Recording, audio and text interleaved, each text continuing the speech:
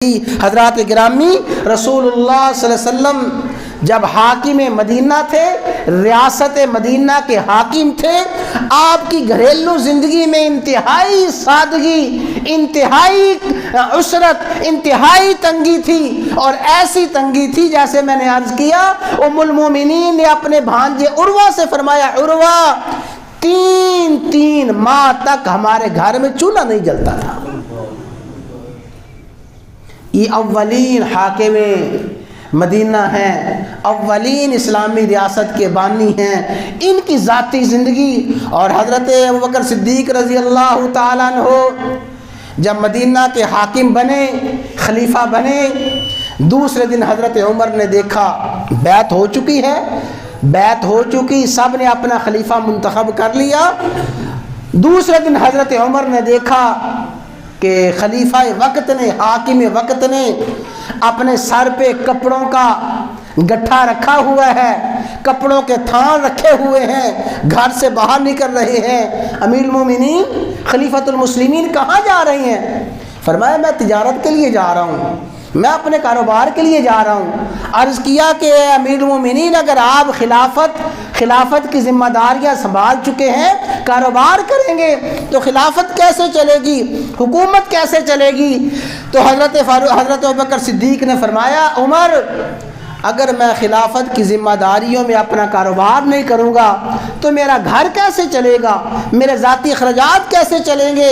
اس وقت حضرت عمر نے عرض کیا کہ ہم مشورہ کرتے ہیں، مشورہ کر کے آپ کا وظیفہ طے کر دیتے ہیں۔ میں عرض کرنا چاہتا ہوں، ہمارے استاد محترم فرمایا کرتے تھے، لوگوں خلافت راشدہ پارلیمنٹ کا پہلا اجلاس ہے، خلافت راشدہ پارلیمنٹ کا پہلا اجلاس ہے، اور پہلے اجلاس کا ایجنڈا یہ ہے کہ حاکم وقت سرکاری خزانے میں سے کتنی تنخواہ لے سکتا ہے، کتنا وظیفہ لے سکتا ہے۔ سارے صحابہ نے باہمی مشورہ کر کے، اور اس وقت اہل رائے نے مشورہ کر کے طے یہ کیا کہ ایک عام آدمی اپنے گھر میں جتنا کچھ خرچ کر سکتا ہے، ایک عام آدمی کا مہینے کا جتنا خرچہ ہے، بس اتنا ہی خرچہ حاکم وقت خزانے میں سے لے سکتا ہے، بیت المال میں سے لے سکتا ہے۔ اتنا حضرت ابوبکر صدیق کا وظیفہ مقرر کر دیا گیا، اور یہ اہل رائے نے مشورہ کیا اور مقرر کیا۔ پھر اس میں کیا سبق ملے؟ حضرت ابوبکر صدیق نے کیسے زندگی گزاری؟ حضرت عائشہ صدیقہ فرماتی ہیں، لوگوں اللہ کی قسم ہے میرے باپ جب دنیا سے گئے اس وقت حاکم وقت بھی تھے، اور ایک وقت تھا مدینہ کے بہت بڑے تاجر تھے، لیکن جب جنازہ اٹھا اللہ کی قسم میرے باپ کی وراثت میں کوئی درہم دینار نہ تھا، ایک روپیہ پیسہ بھی نہ تھا، بلکہ اس وقت جو ذاتی چیزیں تھیں، اپنا ذاتی استعمال کی چیزیں تھیں، اپنی وفات سے پہلے وہ ساری کی ساری چیزیں بھی بیت المال میں جمع کروا دی تھی۔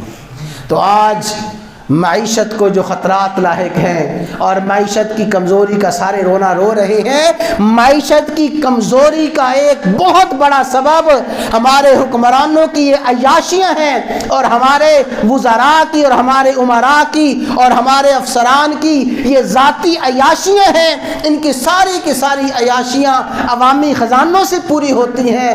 اگر ان کی عیاشیوں پہ، ان حکمرانوں کی ان عیاشیوں پہ کنٹرول کر لیا جائے تو معیشت خود بخود مستحکم ہو جائے گی، پریشان ہونے والی بات ہی کوئی نہیں ہے۔ یہی ہے جو معیشت کے لیے ناسور بنے ہوئے ہیں، یہی ہے جو پاکستانی معیشت کے لیے ناسور ہیں، انہی کی وجہ سے معیشت کمزور ہے۔ ان کی عیاشیاں اور ان کی یہ عیاشیاں اور ان کی بدماشیاں ہیں۔ ان کی گاڑیوں پہ جو پیٹرول چلتا ہے یہ پیٹرول نہیں ہے، حقیقت میں یہ غریب کا پسینہ ہے۔ ان کے محلات میں یہ چمکتے ہوئے پتھر، یہ پتھر نہیں، حقیقت میں مزدور کی ہڈیاں ہیں۔ یہ عوام کے پیسے سے عیاشیاں کرتے ہیں۔ ان عیاشیوں پہ کنٹرول کیا جائے اور ختم کیا جائے، انشاءاللہ پاکستانی معیشت مستحکم ہے۔